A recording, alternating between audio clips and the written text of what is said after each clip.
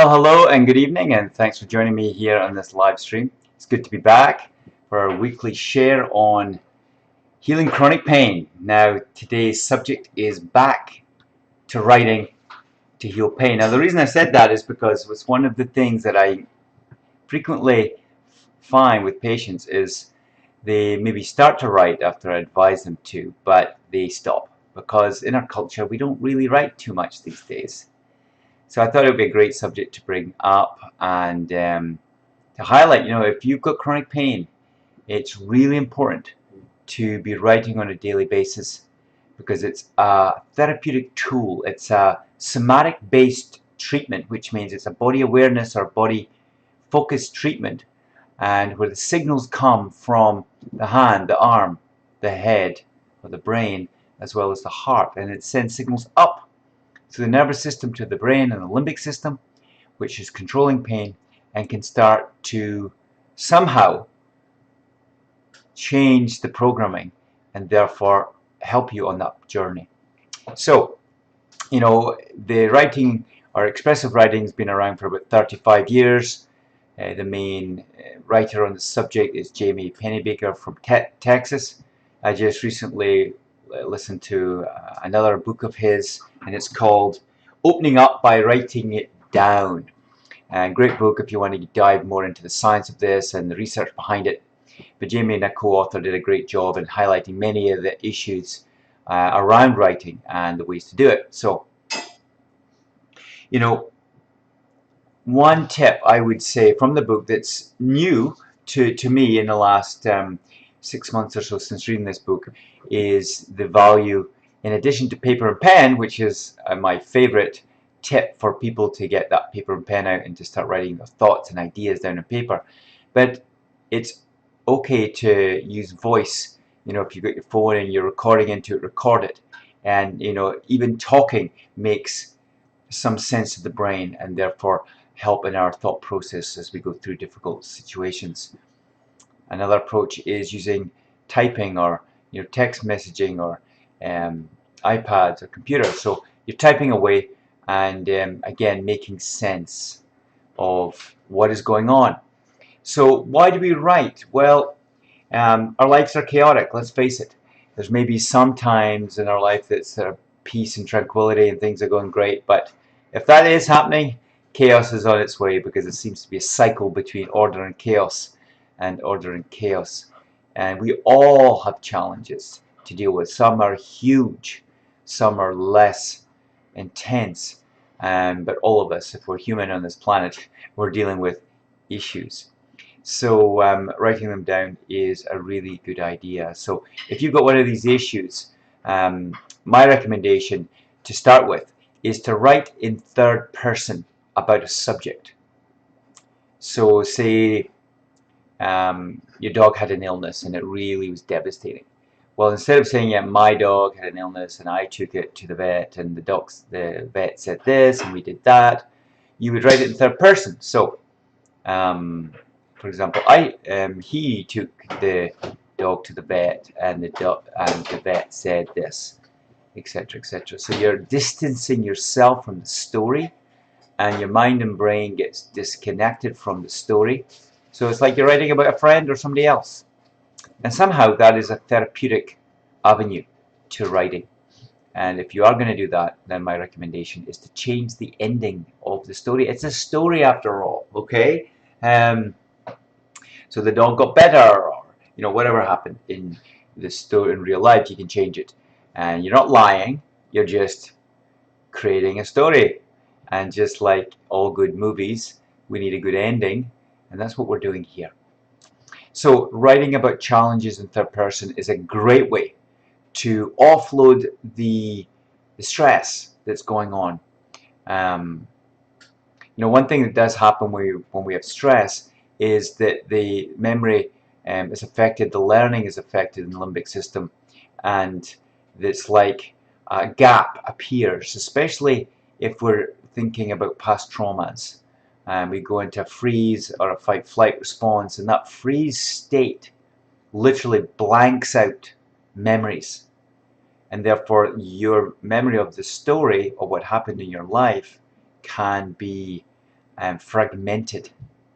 And you imagine watching a movie, then you had to leave and come back 5 minutes later, and you think, well, what's happening in the movie? Well, that's what goes on in our brains about our challenges and traumas in the past. So a great way is to just write down the thoughts and feelings, get it all on there, pour your heart out is a great way to do it. And as the days go on, you can use the same story and just go deeper and deeper into the story as you express it. So that's one major way of doing writing, and I strongly encourage you, if you haven't done this yet, to try it and see how it feels. Now, you may not feel too good if you're writing about challenges, especially if it's a daily basis, but that's okay, because the science shows that in time your health benefits will improve. The second major way of writing, and I think is really important, especially offset the negative, is to write about the positive. Write gratitude statements about what is going on in your life. Even though life is tough and challenging, there's always positive things. It could be a friendly smile from a cashier one day, or it could be a lick in the face from your dog. It could just be a nice email or a nice chat with a friend, or a nice meal, or a nice cool beer, or soda, or water in a nice hot day. So it could be any one of those things, and you just be grateful for them. And this is something I've been practicing for a long time now on a daily basis. In fact, I spend twice a day writing on gratitude subjects. So writing gratitude is really important because it connects the heart with the brain, and that heart-brain connection or heart-brain coherence is really important to stimulate that vagal nerve and that parasympathetic nervous system that is involved in the healing response, calming response, resting and repairing response in the body. So that's the second main way I would encourage my patients, and I'm encouraging you. Now, if you've got a bit of a mental block about this, that is a great way to dive into it, because often there's obstructions in our path to healing. And maybe it's a reason like you didn't like school, or there was some trauma happened at school. An awful story of a patient who was physically abused severely at a public school when he was young. And shocking story I just heard today. So you could have an awful story as well that prevents you writing. But I encourage you, pick up the paper and pen and start writing about those feelings, and see if you can make sense of them. The third main way of writing is to write from different perspectives. And for example, you could pick one subject, maybe something that happened when you were 16, and it wasn't so nice for you. And for example, I'll give you one that happened to me when I was, let's pick an age group here. Yes, age 5. So I was age 5, and I was in a swimming pool with friends, and I went down the slide into the water. There was one little problem. We were all 5 or 6 years old, and none of us could swim. So I was drowning, and I had to be saved by the lifeguard.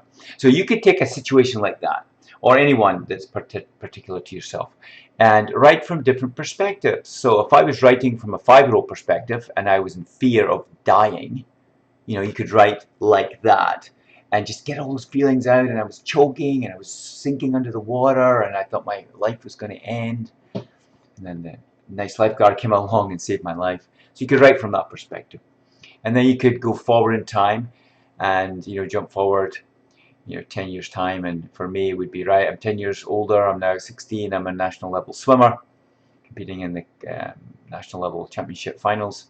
So I'm reflecting on the past. I'm saying, well, I'm really grateful for that near drowning, because that got me into the swimming pool to learn how to swim, and it led to multiple successes in my swimming career as a young teen and young boy. So from that age group. And then I could write from my age group now, which is, you know, almost 50. And you know, what would I say about that now? Well, it was a turning point in my life.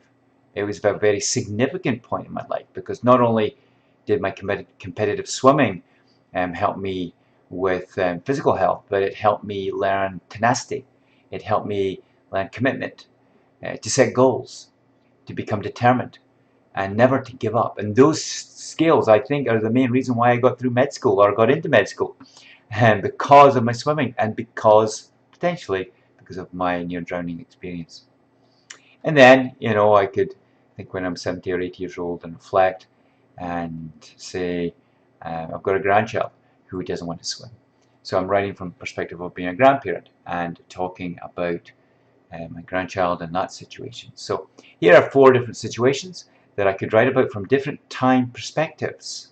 And the great thing about different perspectives is when we write about our challenges, then the story changes and we start to appreciate things. We can be grateful for things. It's not all traumatic. It can be enlightening. It can be inspiring. You know, it could be something that you could help other people with. So I encourage you to do that. And one really good helpful thing to do as you go through this process, say pick one subject, different perspectives every day for about 10 to 20 minutes every day for 4 days, would be to measure how you feel before and after. So let's pick a few different parameters to measure. One could be calm levels. So instead of anxiety, the opposite is calmness. So a 0 to 10 scale of calm. So you may be feeling, you know, thinking about that near drowning as a age 5-year-old, my calm level would be 0. But then after writing about it, I may go up to a 1 or a 2. Another thing would be my happy scale. Happiness is great because it's the opposite of depression or sadness. So you're a 0 to 10 scale. So again, you would see that score go up by a few points. And another good one to measure is relief, you know, the opposite of tension. And tension is a big part of stress and chronic pain. So a score of 0 to 10 out of 10 for relief, and start recording. And you would record those levels before and after each writing session per day for about 20 minutes. And also you could compare the before the first day and after the 4th day. So that's a few tips on how to write from different perspectives on stressful life circumstances, and it's been something I found very helpful over the years, and personally as well as professionally with my patients. So if you're not writing and you have got chronic pain, I encourage you, please write. Do yourself a favor. There's 35 years of science behind it. If you want to check out Jamie Pennybaker, he's the main author on this subject in the world. He's got several books. Healing, Writing to Heal is one. I did that workbook many years ago. And another one more recently is Opening It Up by Writing It Down. So check that out. You can check other resources online. And thank you for listening. It's really good to be here again. And I look forward to the next one where we'll share more tips on how do you heal your pain. Thanks so much.